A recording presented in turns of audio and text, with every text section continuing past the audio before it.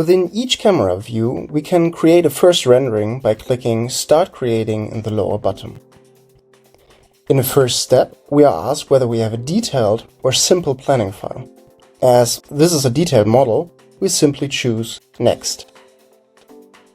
After a couple seconds, 3 different sketched outputs are generated.